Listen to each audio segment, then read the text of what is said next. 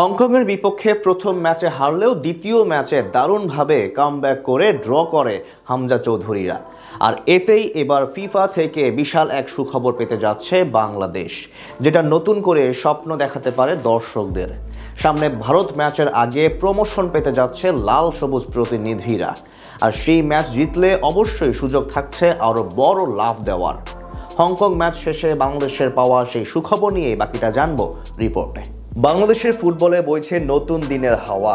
ধীরে ধীরে পুরো দলের মাঝে আসছে পরিবর্তনের ছোঁয়া। এক হামজা চৌধুরীর আগমনে পাল্টে গেছে অনেক কিছু। এখন মানুষ আর্জেন্টিনা, ব্রাজিলের মতো দলের খেলা বাদ দিয়ে দেশের জয় দেখার জন্য অধীর আগ্রহে বসে থাকে। যে আস্থার প্রতিদান দিয়ে ফুটবলাররাও লড়ে যাচ্ছেন নিজেদের সবটুকু দিয়ে। এই যেমন হংকংয়ের বিপক্ষে ঘরের মাঠে বুক চিতিয়ে লড়াই করে পরাজিত হলেও তাদের মাটিতে গিয়ে ড্র করে এসেছে জামাল ভুঁইয়ারা। আর এমন দাপুটে ও সাহসী পারফরম্যান্সের সুবাদে এবার ফিফা থেকে বড় পুরস্কার পেতে যাচ্ছে বাংলাদেশ। বঙ্গপারের অস্তিত্ব জানানোর পর বাংলার পথে প্রান্তরে কিংবা শহরে সব মানুষের আবেগে জায়গা জুড়ে ছিল ফুটবল খেলাটাই। 90 দশকেও যার সুনাম ছিল 56,000 বর্গ মাইল জুড়ে, কিন্তু ক্রিকেটের আগমন এবং ফুটবলের অধপতনে ধীরে ধীরে সময়ের সাথে সাথে পাল্টাতে থাকে সেই ভালো লাগা। তবে নতুন করে হামজা চৌধুরী, সমিত সোমদের আগমনে আবারও প্রাণ ফিরে পেয়েছে সেই হারিয়ে যেতে থাকা আবেগ। আবারও গ্যালারি ভর্তি দর্শক দেখা যায় ন্যাশনাল স্টেডিয়ামে। স্বপ্ন দেখছে 2030 বিশ্বকাপ খেলার। আর সেই স্বপ্নের পালে হাওয়া দিয়ে দারুণভাবে এগিয়ে যাচ্ছে বাংলাদেশ।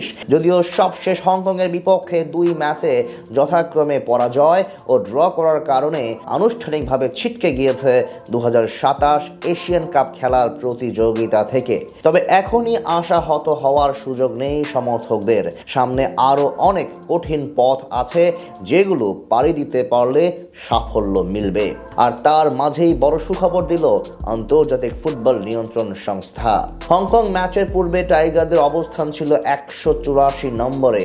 সেই সময় হামজাদের পয়েন্ট ছিল 899.24। তাদের বিপক্ষে ঘরের মাঠে প্রথম ম্যাচ পরাজয়ের কারণে হারাতে হয়েছে 9.04 পয়েন্ট। তবে ফিরতি লিগে যেহেতু ড্র করেছে, তাই আবার নতুন করে যুক্ত হয়েছে 3.86 পয়েন্ট। এতে বাংলাদেশের এখন পয়েন্ট 994.06। এদিকে তাদের উপরে ছিল ব্রুনেই দারুসসালাম, যাদের পয়েন্ট ছিল 900.62। কিন্তু নিজেদের সবশেষ 2 ম্যাচেই পরাজয় বরণ করতে হয়েছে তাদের। তার উপর ইয়েমেনের বিপক্ষে 2 লিগ মিলিয়ে মোট 11 গোল হজম করেছে তারা। তাই আপাতত তাদের টপকে যাওয়ার সুযোগ আসছে বাংলাদেশের সামনে। ব্রুনেই দারুসসালামকে পিছনে ফেলে 183 নম্বরে উঠে পড়ল লাল সবুজ প্রতিনিধিরা, যেটা দারুণ এক সংবাদ হতে চলেছে ভক্তদের জন্য।